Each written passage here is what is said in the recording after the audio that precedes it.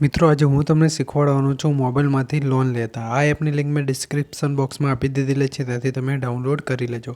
આજના વિડીયોમાં આપણે સ્ટેપ બાય સ્ટેપ જાણીશું કે આપણે 1000, 5000, 10,000ની લોન કેવી રીતે લેવી। જ્યારે પણ પૈસાની જરૂર પડે ત્યારે તમે આ એપની મદદથી લોન લઈ શકો છો।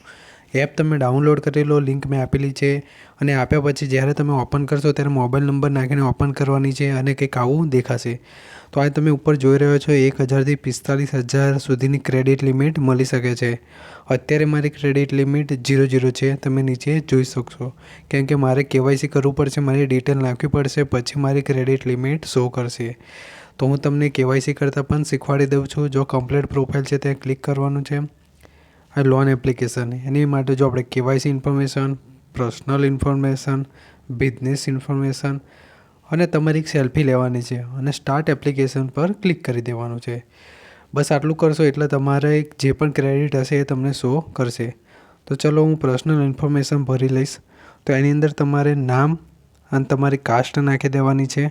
જો પેલું ફર્સ્ટ નેમ છે તમારું નામ આવશે અને બીજામાં તમારી અટક, પછી તમે મેલ છો કે ફિમેલ નાખી દો।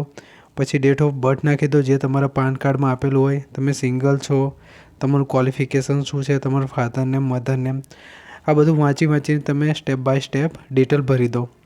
પછી નેક્સ્ટ બટન પર ક્લિક કરીશું અને તમારું જે કંઈ એડ્રેસ હોય એ નાખી દેજો। તમારે આધાર કાર્ડમાં જોઈ લેવાનું છે કે તમારું એડ્રેસ શું છે અને એ નાખી દેજો। નીચે એક બોક્સ છે ત્યાં ટિક કરી દેજો એટલે એ જ એડ્રેસ નીચે આવી જશે અને પછી આપણે પાછા આગળ વધીશું। મિત્રો મસ્ત મજાની એપ છે, ડાઉનલોડ કરી લેજો, ટ્રાય જરૂર કરજો મિત્રો। બિઝનેસ ઇન્ફોર્મેશનમાં તમે તો જે કંઈ ક્વોલિફિકેશન હોય કે બિઝનેસ કરતા હોય નાખી દેજો।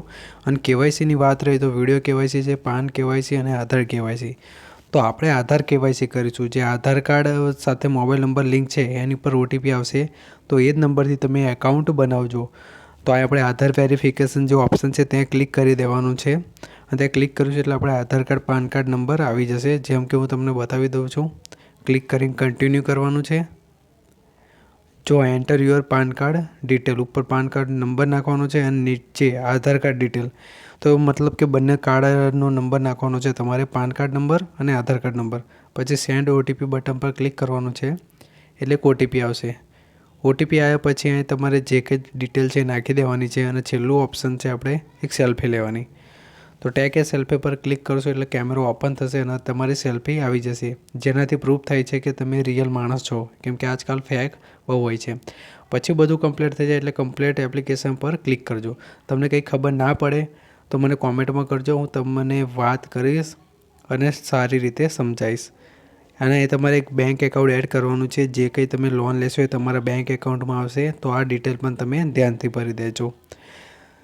આની અંદર તમે મિત્રો આરામથી લોન લઈ શકો છો। જો તમને અહીં દેખાશે કે 1000 રૂપિયાની લોન, 500 રૂપિયાની લોન પણ તમે લઈ શકો છો।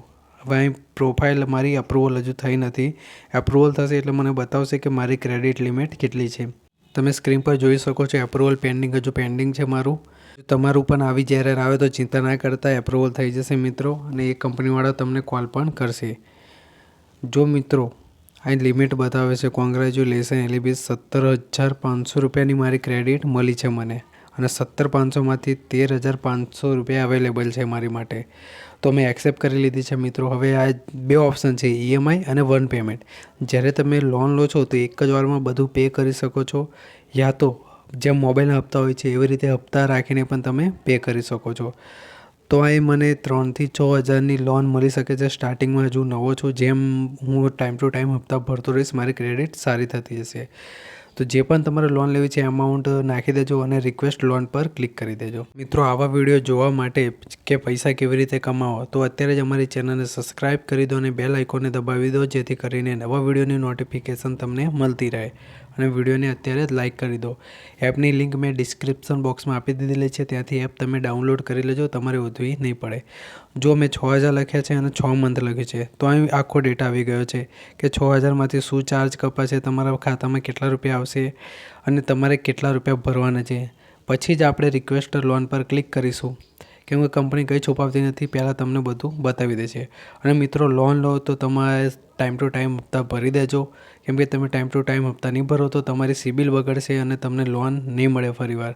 તો મિત્રો મળીએ બીજા વિડીયોમાં। જય ભારત, જય હિન્દ, જય શ્રી કૃષ્ણ। વિડીયો સારો લાગ્યો તો મિત્રો એક કોમેન્ટ કરી દેજો મિત્રો તમારા ભાઈ માટે. મિત્રો મળીએ બીજા વિડીયોમાં. ધન્યવાદ.